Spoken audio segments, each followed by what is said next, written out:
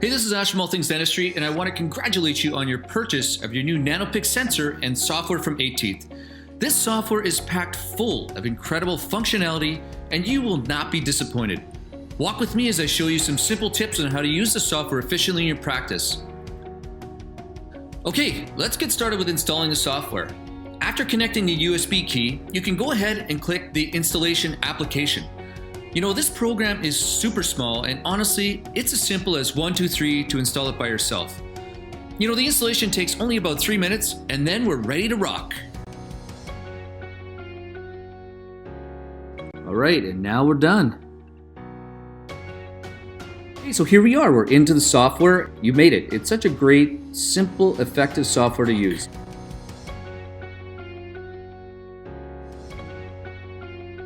So let's just go ahead. I want to walk you through a couple things. Under File, this is how we close the software. Under Tools, this is how we set the environment. And under Help, there's a number of things. I really want to point out Check for Update. It's free to all users. You know, new functions and new features are added by 8teeth from time to time, and the user only needs to connect to the internet to update the software, and it's always free. And then, so once the upgrade is completed, all you have to do is close the software. You can see we're already updated. Close the software and open again. You know, I really love this feature because no other software I've used actually offers this. And if they do it, they'll usually do it once, and then the rest of the updates are actually fairly expensive. So let's go ahead and take a look at setting up our settings. There's a few things in here we can take a look at. You know, you can set your language, clinic information. You can see there's my information. Under Patient, we can also do chart numbering. You can set up how you want the patient to be named. Under Acquisition, you can set up specific for your X-ray unit. So for me, I needed to set it to AC, and we have the threshold set. In the viewer, there's a whole bunch of different tools that you can use. So you got your magnifier, and you can really adjust and really customize the way that you want your software to run for you. And then under a report, you can really customize the way we want to use this. The next item we're going to look at is the patient screen. Now, this is truly the software's home screen. And you know that you're in the patient screen by looking at the patient tab at the top of the window. We can create a new patient by clicking here and enter the patient details as necessary.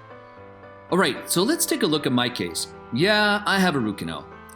You know, I love the ability to use the recently acquired button to quickly search for any x-rays that have been taken within the past 3 days. But you can also be more specific and enter the patient's name into the search bar. And there we are, my root canal. So from here you can see all the images that have been taken, all my secrets. There's my chart number. So if you want to know some details about the patient, you can just click Show Detail. But if some of those things have changed, like their phone number, what you can do is just click on Edit Patient and adjust their phone number, their email, and any other things that you need to change. Now, if you double click on the thumbnail in the screen as you see it, it's going to open the image into the viewer where you can manipulate the image. If you right click on one of those images, there's a number of tasks that you can complete as well. Well, let's get into the acquisition screen. So right up front, there's a large image preview where we see our image as it's captured. And on the panel to the right is used to display thumbnails of recent images. Now, we can either use our intraoral sensor or import previous radiographs. We can set up our teeth to be an adult or child. As you can see here, it changes it. And then we can image process using different filters such as endo, perio, restorative. There's a bunch of other buttons. We'll talk about those when we get to the viewer section. Now, we're going to take a radiograph on me, tooth number 26. And you know, the beauty of this program is that it's always ready for an exposure. So you can see here it's waiting and ready. But if you see the blue, it means that your sensor is disconnected and you need to reconnect it. Let's connect up our sensor and take an x-ray on a patient. That'll be me. The software lets you know if you've under or overexposed the sensor by providing you a color code value in the center of the preview screen. And of course, I cone cut the palatal root, so I had to take another one. And the average value is indicating green, so that means that we have the correct setting for the sensor. And all images captured are automatically saved to the database, so you don't have to worry about losing an image.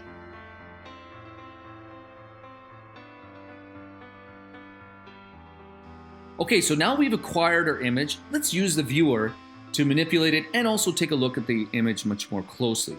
So I've got it set for 2x1, but you can totally change it to however many images you want. We'll set it to 1x1. Now let's take a look at the different filters. Endo, but then there's a perio, and we have a restorative filter. I'm going to set that back to endo. Now I haven't really gotten used to using the smart contrast, but I can tell you the smart sharpen, I love it. As you press it, it increases the sharpness of the image. And for you Facebook posters, you can use your inverse as well to post on Facebook. I'm just kidding. So some of the colorized options are available there, and of course using the brightness and contrast allows you to manipulate the different densities in the image. So I'm going to set that back to normal. So let's take a look above the image of some of the tools that are available. So we can rotate the image, we can flip it vertically and horizontally, we can pan the image around, and I'm going to use another image just to compare. So I double click on the window on the right, and then I double click on one of the thumbnails, and boom, up comes the image. So there's a zoom button, but honestly I just use a 2-finger zoom on my trackpad. I'm going to reset that with the little reset button. You can measure, you can check angles. Look at this MV canal. We're going to check the angle there. I'm going to reset, remove those overlays. And I forgot to mention, if you double click on the image, it blows it up to full screen. So if you're talking with your patient, it's really easy to get to full screen. I'm going to use this drawing pencil just to trace out the PDL on this healthy root. Now this root canal is about 5 years old. So yes, they do work. And if you want to remove that drawing, you just click clear overlays. You can place a rectangle, ellipse, drawing.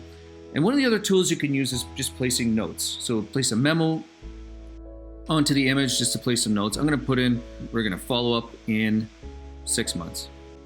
So we can clear that off or leave it. We can take an image and send that JPEG, email it or save it. And then finally we can place a grid. Now, don't forget, you can, any of the images in the panel on the right, you can double click and up they come. In the report screen, we can create reports and automatically import our radiographs into that document. There are 3 different templates to choose from, and I can customize the reports according to my needs. Okay, so let's take a look at some of the functions. This is template A. It has an image on top and a text box below. And then template B has 2 images and a text box below. And then template C has 2 text boxes up top and an image below. I really like using template B. So it's really simple to use. I'm going to click on the box where the image is. I'm going to double click on the radiograph I want to put in there, and that's it. I'm going to cut and paste some text that I've already typed up, and voila, my report is done. So from here, I can save the report so I can access it down the road. I can also add a page to it. I can delete a page, and I can add an image box and a text box and customize the report to the way I need it. Let's load up another report that I've modified, and here you can see I have 3 image boxes, and it was really simple to do this. And that's how simple it is to use the report screen.